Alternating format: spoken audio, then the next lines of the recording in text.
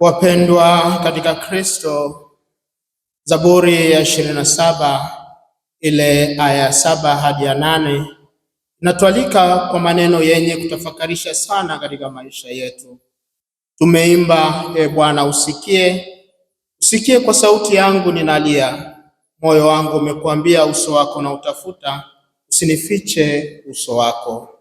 Wapendwa, katika safari yetu wote kama Wakristo na kama Wakristo tulioko katika kitalu hiki cha malezi, ni kutafuta uso wa Mungu, na ni mwito huu uliotufanya tuwepo hapa kama walelewa na kama Wakristo.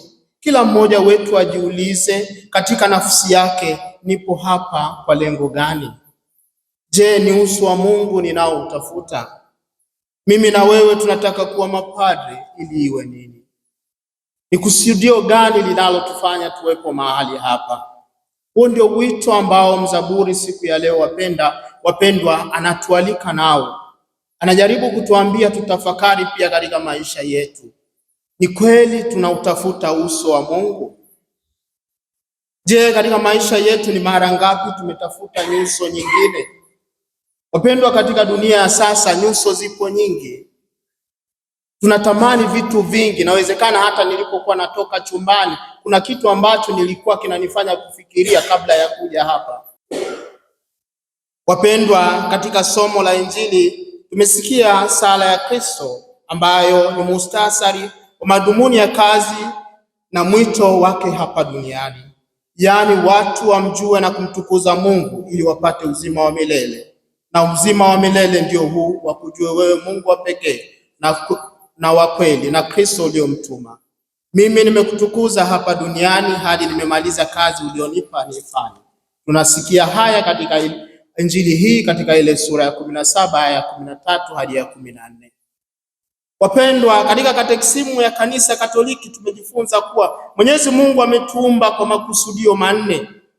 Kusudio la kwanza, tumjue Mwenyezi Mungu. Kusudio la pili, tumpende. Kusudio la tatu, tumtumikie. Na mwisho kusudio ambalo tutakalolipata baada ya safari hii ni kurudi kwake mbinguni. Wapendwa, wakati ni sasa. Wapendwa, katika somo la kwanza, baada ya Kristo kupaa mbinguni, wanafunzi wanatafakari kwanza yale Kristo aliyofundisha na kuyaona kwa Kristo. Wanaanza kusali kwa moyo mmoja na kwa umoja, wakisubiri walioahidiwa na Kristo ambaye ni Roho Mtakatifu. Lakini pia wanaomba nguvu na uweza wa uso wa Mungu uweze kuwatangulia kwa ajili ya utume ulio mbele yao. Tunaposoma katika ile Injili ya mwinjili Mathayo sura 28 aya 18 hadi 20, tunasikia Yesu akaja kwao akasema nao akawaambia, nimepewa mamlaka yote mbinguni na duniani.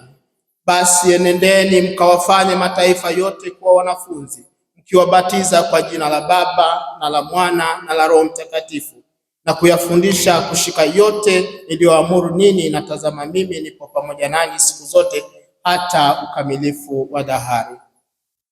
Wapendwa, katika mwito ambao tumesikia katika somo la Injili kwamba tuna kusudio maalum ambalo tumepewa katika maisha yetu, kwamba kuna watu ambao tunaoenda kukabidhiwa, na Kristo anatumia wajibu huu kuwaeleza haya katika hii sura ya 28 ya 18, kwamba sio kwamba alikuwa nao katika miaka hii mitatu kwa lengo labda wale samaki wale na wale bata au wale starehe. Wana wajibu ulioko mbele yao, na anawaambia kwamba haya wanapokaa pamoja wanajaribu kutafakari ni nini Kristo ambacho aliwaasa kwenda kuwabatiza watu.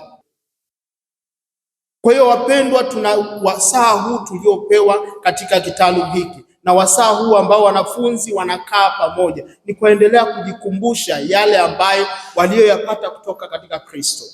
Na sisi wapendwa, kuwepo hapa seminarini, lengo kubwa ni kile ambacho tulichopata katika ubatizo, tulichopata katika sakramenti ya kipaimara, ndio tunachokuja kuishwa nacho katika mazingira haya. Hakuna la ziada. Wapendwa, mitume wanatambua kabisa wajibu ulio mbele yao ni mkubwa kiasi kwamba kwa nguvu zao wenyewe hawataweza, na wanaanza novena ya kuomba msaada wa Roho Mtakatifu katika kuwakumbusha na kutafakari kwa kina yale walioyaona kwa Kristo na kusikia kutoka kwake, ili waweze kutimiza jukumu lilo mbele yao ambalo wamekabidhiwa, ambalo ni kumtumikia Mwenyezi Mungu kama maisha yao, katika maisha yao, na kuwafanya watu wote wawe wanafunzi wa Kristo. Wapendwa ndugu zangu, tupo katika kipindi cha kusali novena ya Roho Mtakatifu, tukiwa tunatambua majukumu yaliyo mbele yetu kama Wakristo.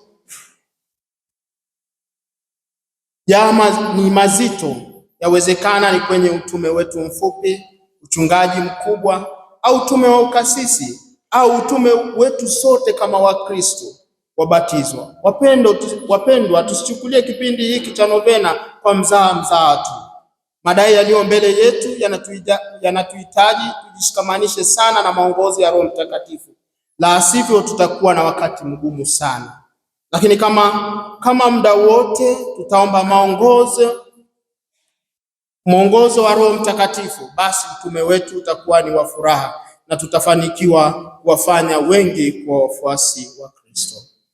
Wapendwa, katika somo la pili, Mtume Petro anatukumbusha kuwa katika maisha yetu kama Wakristo changamoto zipo na zitakuwepo na tutakutana nazo, lakini tufurahi kama tunapitia changamoto hizo, kwa sababu tunatafuta uso wa Mungu, au tunatimiza ule wajibu aliowapa wanafunzi wake wa kwenda kuwafanya mataifa yote kuwa wanafunzi. Tunaposoma katika ule waraka wa Mtume Petro, ule waraka wa kwanza sura ya 4 aya 14, tunasikia kwamba mkilaumiwa kwa ajili ya jina la Kristo, ni heri yenu, kwa kuwa Roho wa utukufu wa Mungu anawakalia. Wapendwa, mwito huu ambao tulioitiwa na Kristo, inatubidi kuwa kweli askari hodari wa Yesu Kristo. Ndio tuliokubaliana katika sakramenti na mafundisho ya sakramenti ya kipaimara. Tunaalikwa tufurahi wapo tunateseka kwa ajili ya Kristo. Kitabu cha Matendo ya Mitume sura ya 16 aya 25 inatukumbusha kwamba japo Paulo na Sila wamefungwa kwa hujuma kwa ajili ya Kristo, wametupwa gerezani, bado wanafurahi kwa kusali na kuimba na kumsifu Mungu, na wafungwa wengine walikuwa wanawatazama.